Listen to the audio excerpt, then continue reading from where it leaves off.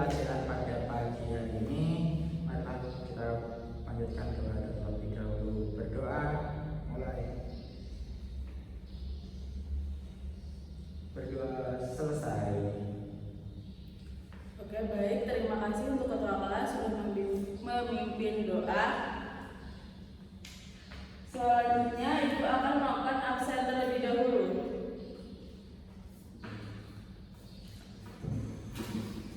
Danila hadir Bu.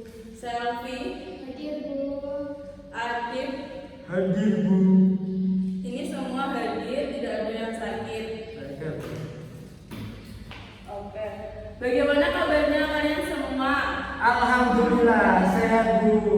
Alhamdulillah kalian bisa hadir di pembelajaran Ibu hari ini dengan keadaan sehat walafiat sehingga kita bisa melaksanakan pembelajaran dengan baik. Di sini Ibu akan memberikan kalian wejangan atau nasihat. Kita ini masih di dalam masa pandemi.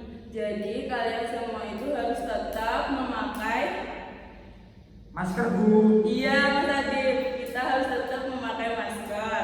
Terus mencuci tangan. Iya, kita harus tetap mencuci tangan.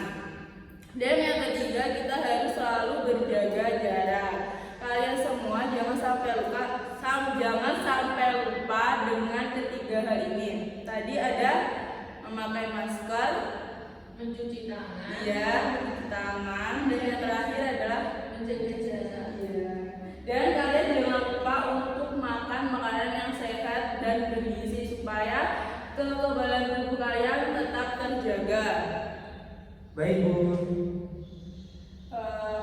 Bagaimana kalau Ibu ajak kalian main games? Oke Bu. Oke Bu. Biar kalian nanti belajarnya tambah semangat dan tidak mengantuk.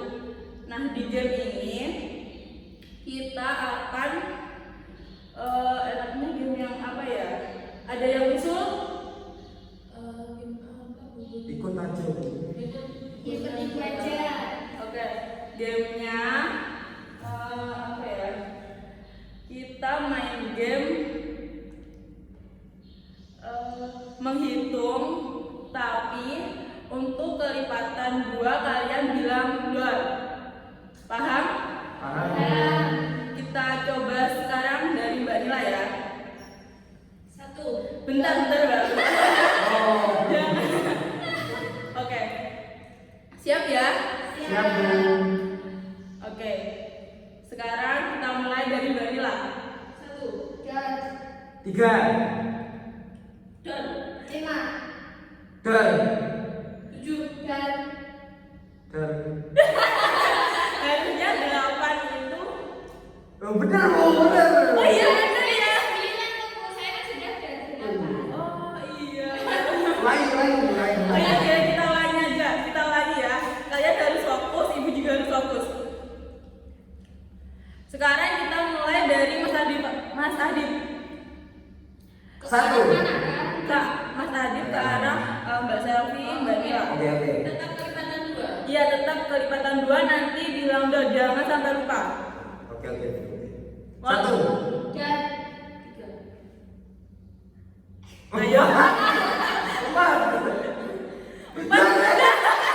Harusnya Mas Adib bilang 2. Oke, Ibu rasa permainan kita sampai di sini karena kita harus melanjutkan materi kita yang selanjutnya. Oh iya, sebelum Ibu ke materi, Ibu akan memberikan kalian motivasi. Kalian tahu tidak Thomas Alvan Edison? Tahu. Siapa? Kira-kira siapa? Penemu lampu. Iya, betul sekali Mbak Nila. Thomas Alvan Edison adalah penemu lampu.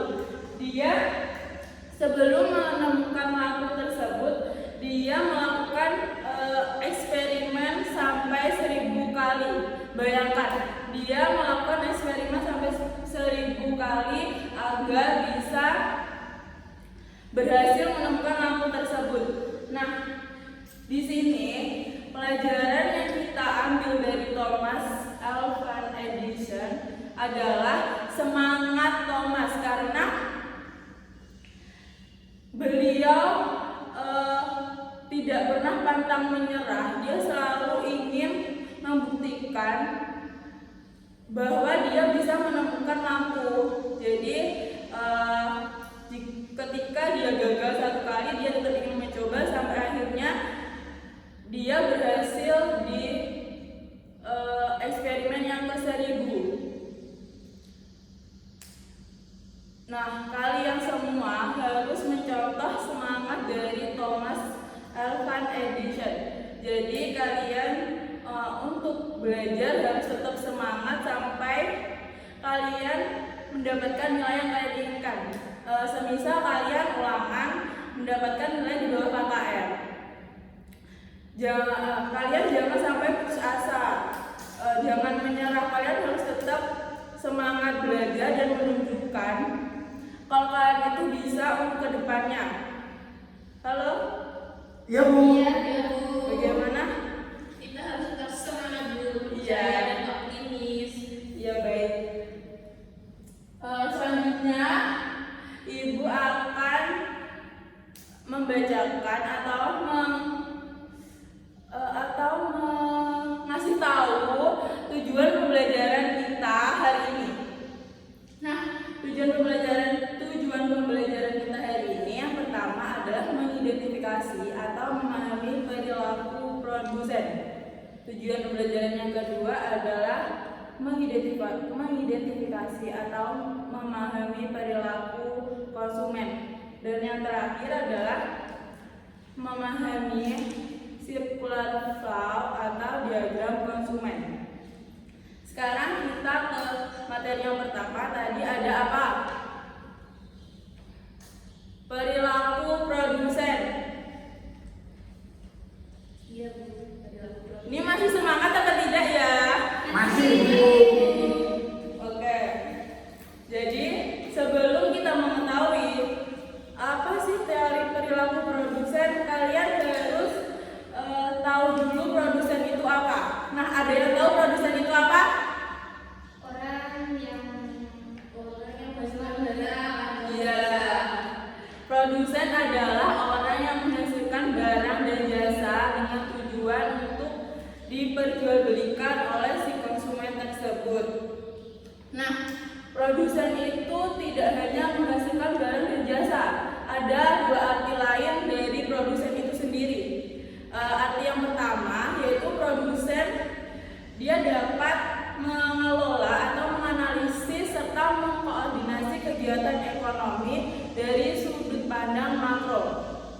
Nah, untuk yang kedua, produsen harus memiliki inisiatif atau kreativitas dalam memunculkan produk atau inovasi baru agar konsumen itu tidak bosan. Paham? Paham, Bu.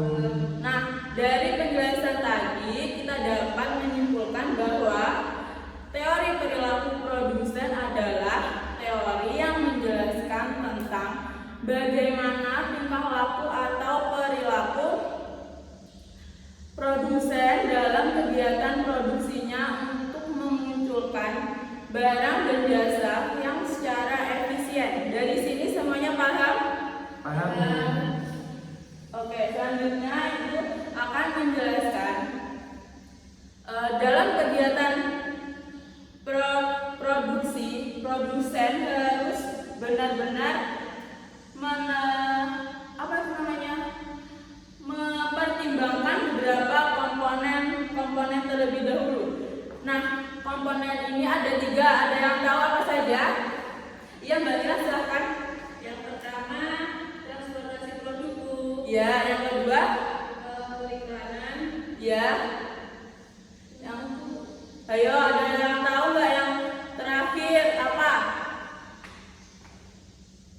Penyimpanan. Iya, betul sekali buat Mbak Selvi. Jadi ada 3. Yang pertama apa tadi?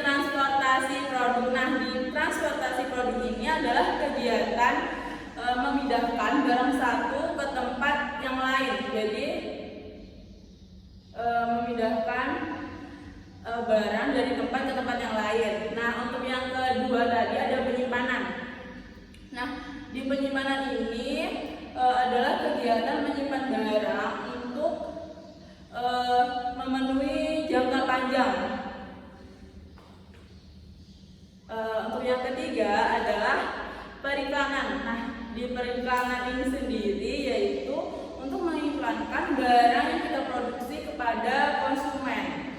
Nah, itu tadi adalah beberapa komponen yang harus dipertimbangkan oleh produsen untuk memulai produksinya. Selanjutnya yaitu ada tujuan kegiatan produksi. Produksi apa apa produsen ini kira-kira? Apa? Ini adalah tujuan kegiatan produksi atau tujuan kegiatan produsen. Produksi. Iya. Jadi di materi selanjutnya yaitu tujuan kegiatan produksi itu ada 6. Yang pertama, ada yang tahu yang pertama? Mas Adit kira-kira tahu? Belum. Mbak Nila bisa dibantu? Bisa, Bu. Iya, silakan. Yang pertama apa? Menghasilkan barang untuk kebutuhan konsumen. Ya, menghasilkan barang untuk kebutuhan konsumen. Yang kedua, mendapatkan keuntungan. Dicatat ya Mas Adit biar tahu. Yang ketiga adalah mengoptimalkan sumber daya yang dimiliki. Yang keempat adalah meminimalkan biaya produksi. Yang kelima adalah memaksimalkan hasil produksi, dan yang terakhir adalah mencari tambahan modal. Nah, itu tadi adalah tujuan kegiatan produksi. Selanjutnya di perilaku produsen ini ada jenis-jenis dari produsen itu sendiri. Ada 5 jenis. Maaf, bukan produsen tapi produksi. Nah, di sini ada 6 jenis-jenis produksi. Yang pertama ada produksi ekstraktif. Nah, di produksi ekstraktif ini adalah jenis kegiatan di mana produksinya itu mengambil dari sumber daya alam. Sumber daya alam contohnya dari bumi seperti pertambangan batu bara, pertambangan emas, dan pertambangan minyak bumi. Jadi di sini itu produksinya mengambil sesuatu dari bumi, setelah itu diberikan ke perusahaan dan diolah menjadi barang yang berguna. Untuk yang kedua yaitu produksi agraris. Ada yang tahu produksi agraris itu apa? Ya, silahkan Mbak Nila, apa? Produksi agraris itu menghasilkan barang yang memanfaatkan tanah dan mengelola alam. Iya, betul. Jadi produksi agraris itu adalah produksi di mana kegiatannya memanfaatkan tanah atau alam. Contohnya itu seperti pertanian, peternakan, perkebunan, dan perikanan. Selanjutnya yaitu produksi perdagangan. Nah, di produksi perdagangan ini adalah jenis kegiatannya kegiatan kegiatan produksinya itu berperan sebagai perantara, yaitu antara produsen dan konsumen. Contohnya itu penjual toko yang ingin membeli beras di petani, lalu dia menjualkan ke konsumen yang membutuhkan. Itu namanya produksi perdagangan. Terus selanjutnya yaitu produksi jasa. Nah, di produksi jasa ini adalah produksi yang memberikan pelayanan kepada masyarakat yang membutuhkan. Contohnya apa? Ayo, ada yang tahu nggak kira-kira apa? Mbak Selvi. Halo Mbak Selvi. Contoh dari produksi jasa. Bengkel. Iya, terus apa lagi? Iya, betul sekali. Beri apa buat Mbak Selvi. Nah, selanjutnya yang terakhir ada apa ya? Kira-kira Mas Adi ada yang tahu yang terakhir? Produksi industri. Ya, adalah produksi industri. Nah, di produksi industri ini adalah kegiatan di mana produksi yang mengelola bahan mentah atau barang jadi yang dapat digunakan dan bermanfaat bagi orang lain. Contohnya itu seperti industri kain,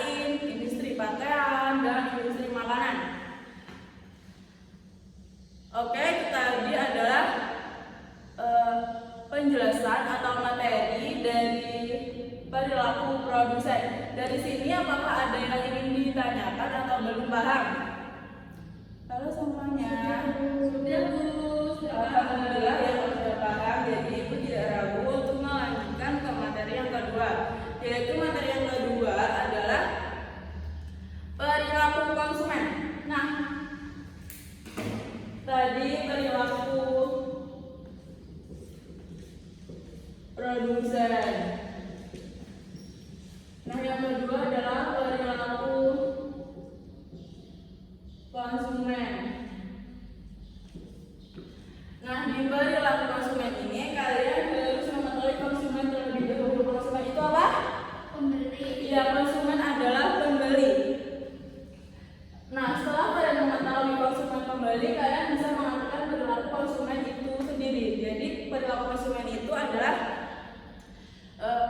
suatu proses atau aktivitas yang berhubungan dengan pembelian, penggunaan, serta pengevaluasian barang dan produk demi kebutuhan dan keinginan. Itu namanya perilaku konsumen. Di perilaku konsumen ini juga ada jenis-jenis konsumen. Ada yang tahu ada berapa jenis konsumen? Ada 6 Bu.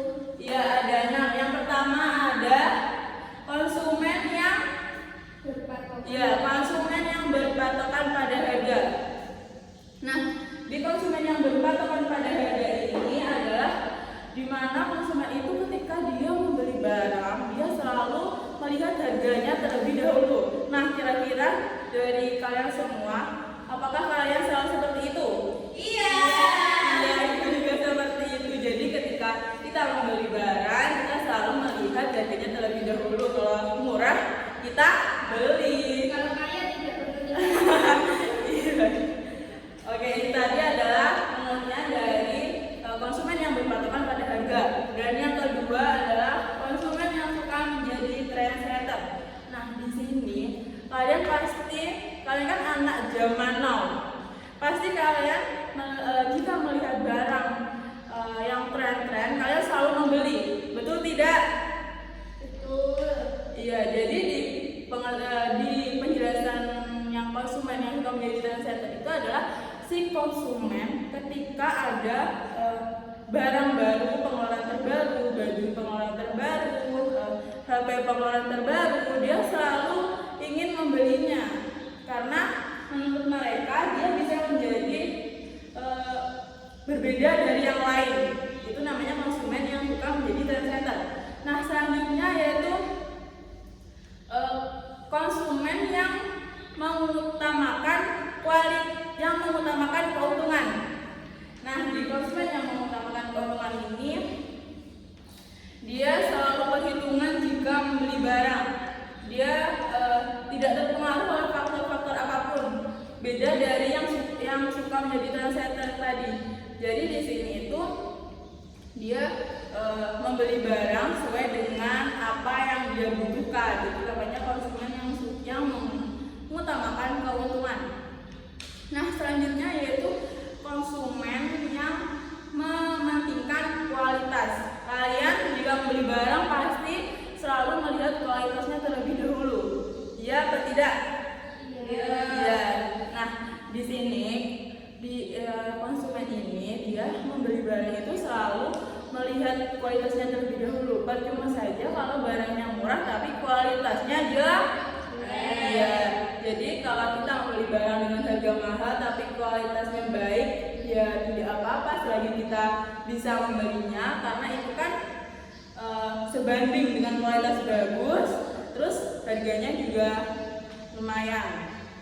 Tapi ada tapinya, kalian harus membeli barang dengan sesuai kebutuhan dan keinginan. Oke, selanjutnya ini tadi udah dapat berapa? 4. Ya, 4. Kurang 2 lagi. Ada yang tahu nggak yang poin ke-5? Konsumen jeli. Ya, di sini ada konsumen jeli. Nah, konsumen jeli itu dia membeli barang itu selalu jeli dan detail banget dari dia beli barang seperti baju, dia selalu melihat ada cacat atau tidak, robek atau tidak, kualitasnya bagus atau tidak, dan yang terpenting ada harganya. Dia selalu melihat ketiga itu tadi. Setelah dia melihat, setelah itu dia pergi ke tempat toko yang B. Tadi dia datang ke toko yang A, setelah itu dia datang untuk mensurvei ke toko yang B. Dia melihat ketiga tadi seperti yang di toko A, apakah sama atau tidak. Setelah itu ketika dia sudah datang ke dua toko tersebut, dia memutuskan untuk membeli yang mana, yang A atau yang B gitu. Itu namanya konsumen jeli.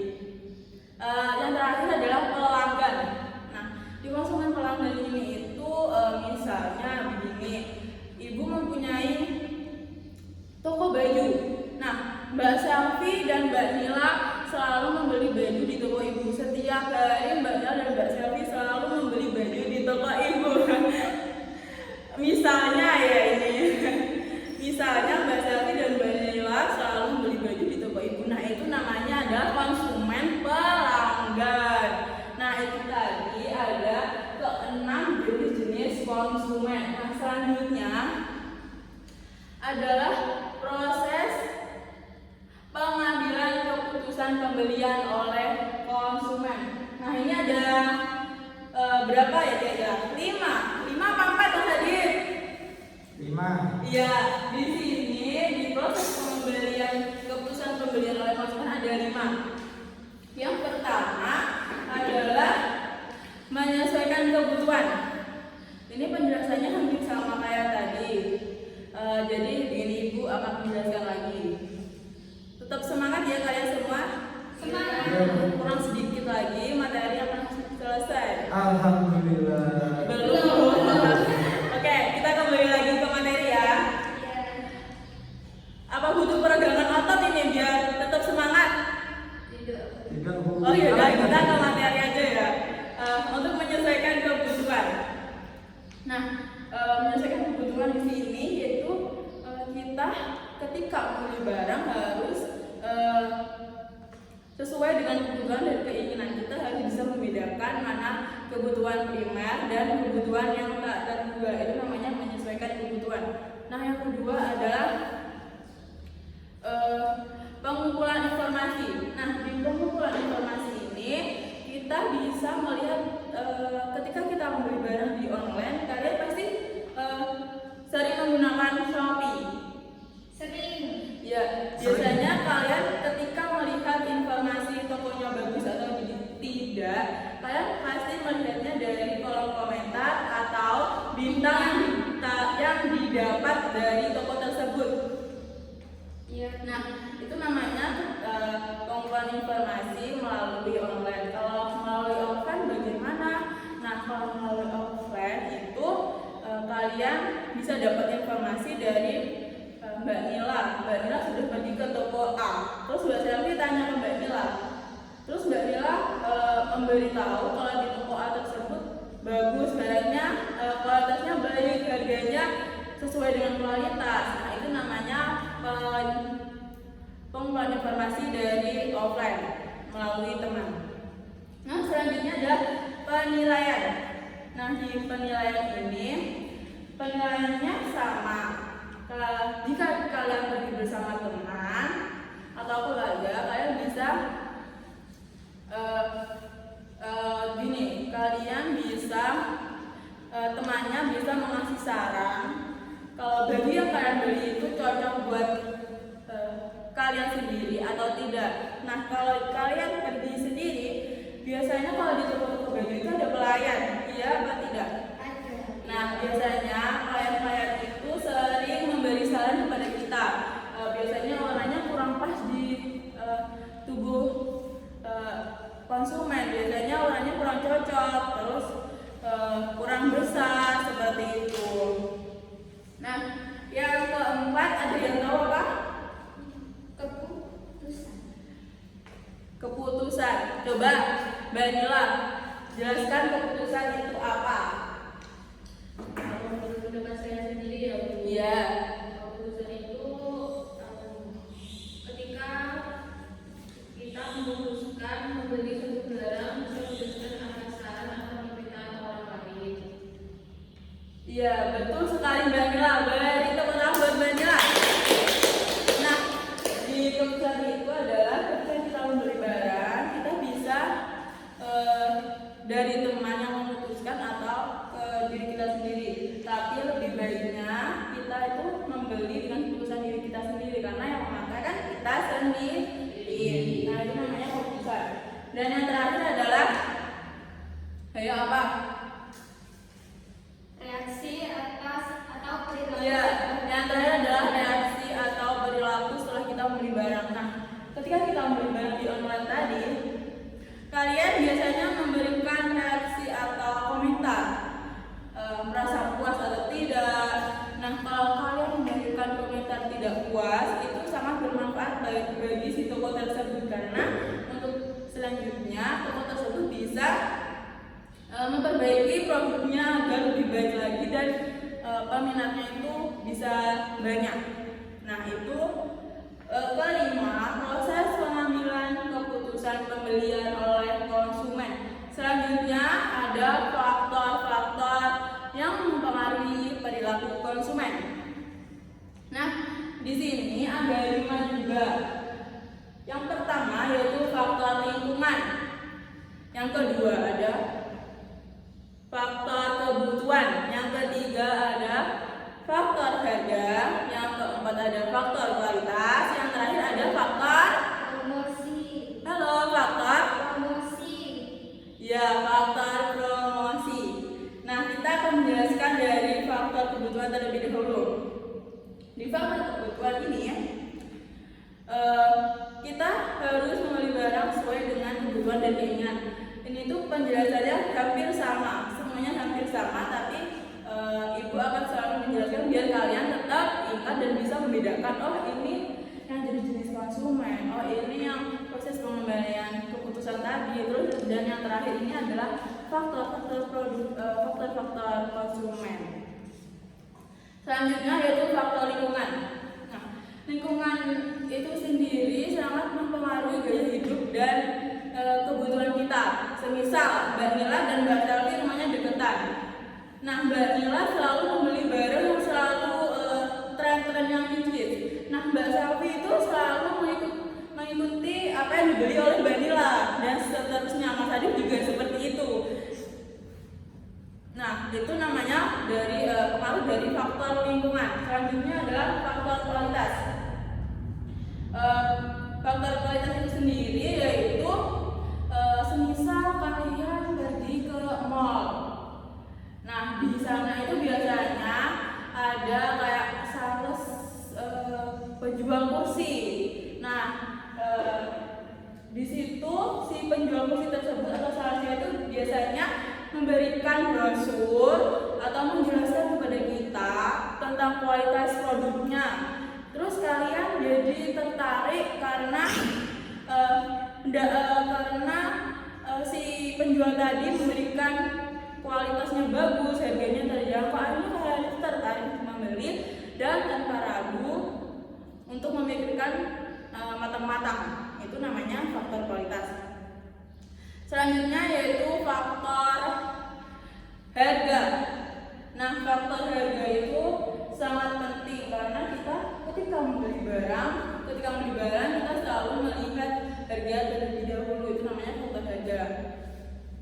Selanjutnya yaitu faktor, ayo ada yang tahu faktor apa? Promosi. Ya, faktor promosi apa Mbak Selvi? Promosi atau iklan mampu menghipnotis konsumen untuk membeli. Iya, bagus Mbak Selvi. Beri tepuk tangan buat Mbak Selvi. Nah, faktor promosi itu adalah faktor si penjual itu memberikan atau membuat brosur, membuat iklan dengan semenarik mungkin agar kita itu disuruh untuk membeli, tertarik untuk membeli. Nah, itu adalah faktor-faktor yang mempengaruhi perilaku konsumen. Selanjutnya terakhir adalah diagram konsumen atau circular flow. Masih semangat atau tidak ini? Masih.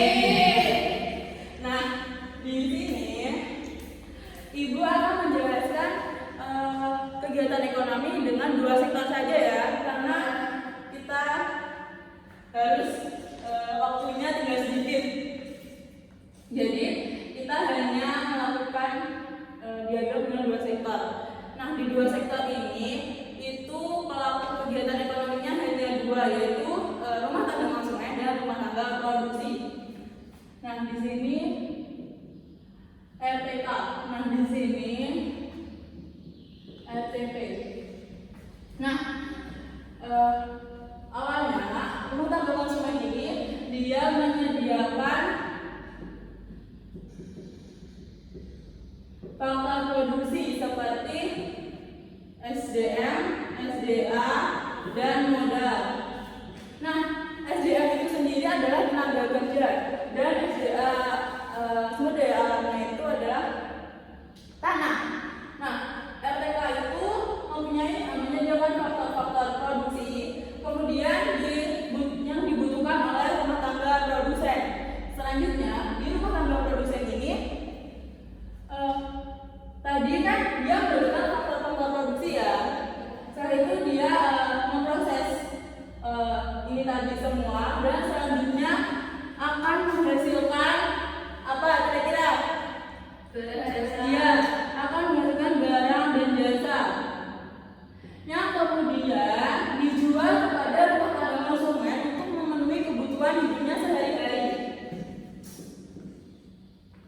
Nah, tadi dari rumah tangga produsen melakukan proses produksi, kemudian menghasilkan barang dan jasa yang kemudian dijual kepada rumah tangga konsumen untuk memenuhi kebutuhan hidupnya sehari-hari. Ini namanya adalah arus barang. Dari sini rumah tangga konsumen menyediakan ini, terus diproses dari produksi dan menghasilkan barang dan jasa yang dibutuhkan oleh rumah tangga konsumen. Selanjutnya arus uang. Nah, arus uangnya itu berasal dari rumah tangga konsumen itu mendapatkan uang dari mana? Dari rumah tangga produksi tadi, dia membayarkan atas tadi SDM, SDA, dan modal seperti gaji, upah, dan apa kira-kira? Sewa. Iya, sewa. Nah, rumah tangga konsumen tadi mendapatkan uang dari pembayaran atas rumah tangga produksi. Ketika rumah tangga konsumen sudah mendapatkan uang, dia menggunakan uang tersebut untuk membeli barang dan jasa. Setelah itu, uang tersebut kemudian kembali lagi ke rumah tangga produksi hasil dari penjualan barang dan jasa yang diproduksi tadi. Itu namanya arus uang.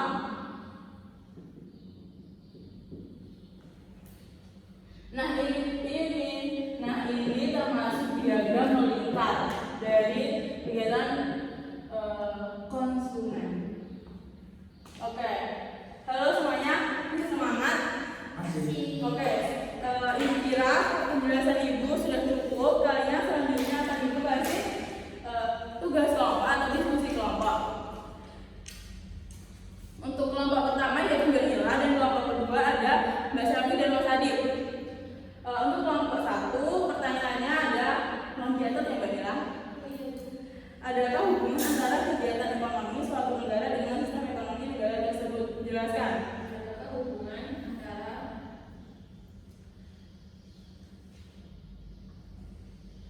ini kayaknya tugasnya sudah ibu share. Oh iya betul. Bukan tugas diskusi kelompok. Untuk yang kelompok dua silakan melihat. Sudah Bu. Oke. Ibu akan memberi waktu kalian 1 menit saja. Cukup ya. Nah, di sini ini nanti waktu menyampaikan jawabannya atau hasil diskusi. Untuk kelompok 1 menyetujui jawaban dari kelompok 2 atau tidak dan sebaliknya ya. Iya Bu. Ibu kira waktu sudah habis, silakan untuk kalian membacakan hasil diskusi kalian.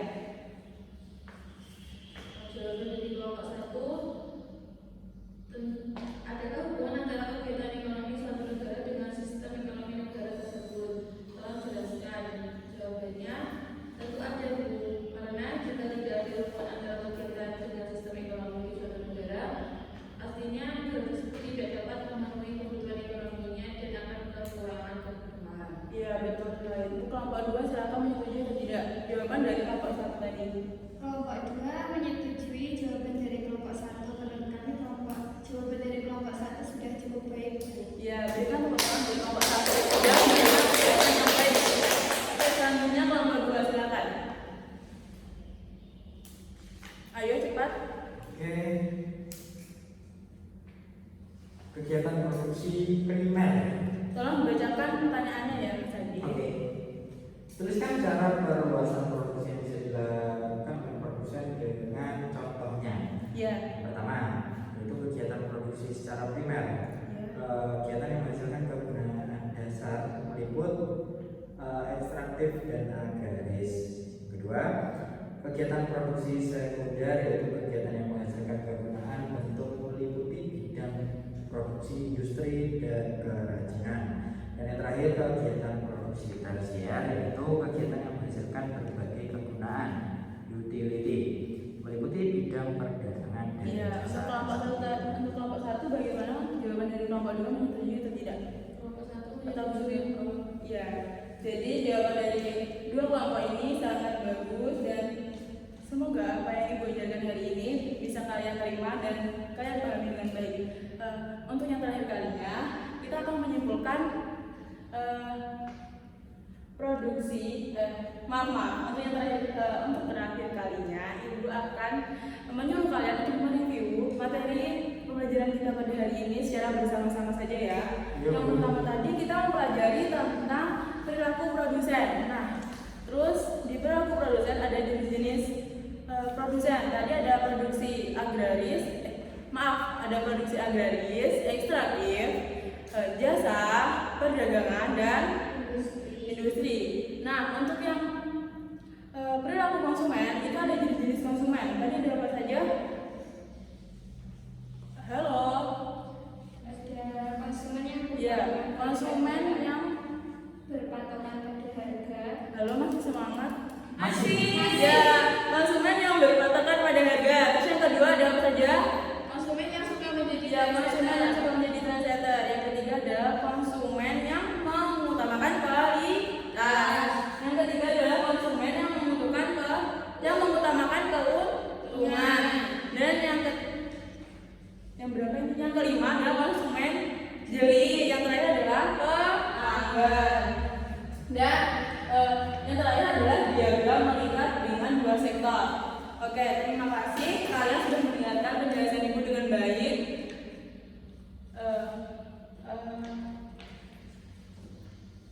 Untuk pembelajaran hari ini, Ibu akan akhiri dengan materi ini tadi. Untuk selanjutnya kita bahas di minggu depan. Sekian, terima kasih. Wassalamualaikum warahmatullahi wabarakatuh. Waalaikumsalam.